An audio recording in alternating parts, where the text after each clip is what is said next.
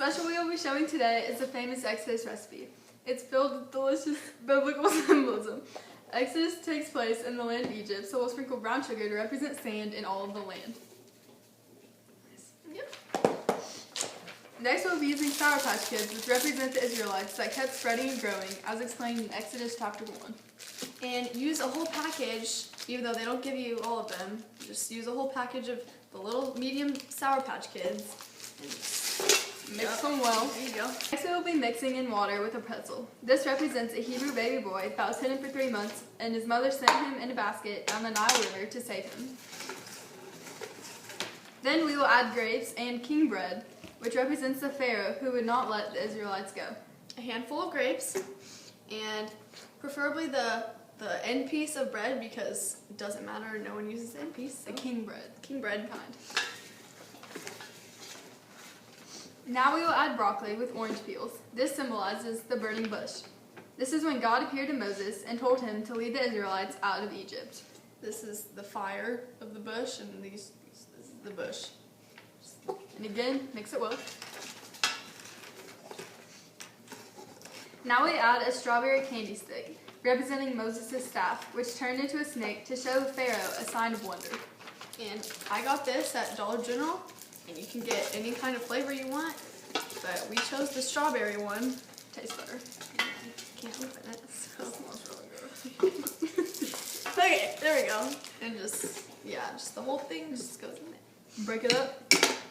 Stir it. Next we will add ketchup for the first plague, when the Nile River turned into blood.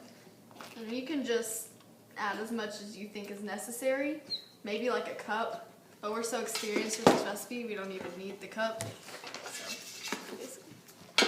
And for the second plague, we will add green Sour Patch Kids, representing the frogs that were sent throughout all of Egypt. And you can just use the green Sour Patch Kids that you pick out from the other Sour Patch Kids. Now we add chocolate bites, representing the third and fourth plague, where gnats and flies spread throughout Egypt. And again, just a handful of those and you should be fine. Maybe a handful. Nice. The fifth plague killed all of the livestock, so now we would add gummy mammals into the mix. And we are using fruit snacks, but they are animal fruit snacks. And it just adds a little more sugar to them. Make sure you really mix it in well. One of the last plagues was intense darkness. Now we will add grape juice. Yeah, just about half a cup of grape juice, and you should be good to go.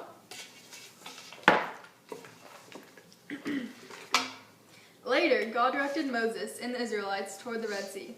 Fruit punch will represent the Red Sea. There you go. And I would advise using a whole entire water bottle of fruit punch.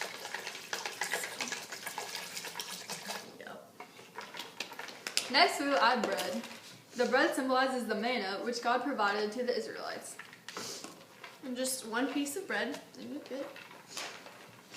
Our finishing ingredient is almonds. These represent the stone tablets of the 10 Commandments. We use, in this recipe, it says to use about 15, but we use 10 because 15 is just a little much and we don't like almonds. So. Now you are free to place the pot on the stove until the ingredients start to boil. Then you pull away, let it cool, and enjoy. Stir thoroughly for about 10 minutes, but don't be alarmed if it looks like this. You're right on track. After stirring for about 10 minutes, you're able to place it on the stove. Carefully, yes. Okay, and next, you turn it on high until it boils, and then you wait on this. How long do you wait for? About 10 minutes. Alright, about 10 minutes until it boils, and then you'll see the finishing product. When you're finished, your product should look something like this. And that concludes our cooking segment tonight. And don't forget to eat your vegetables.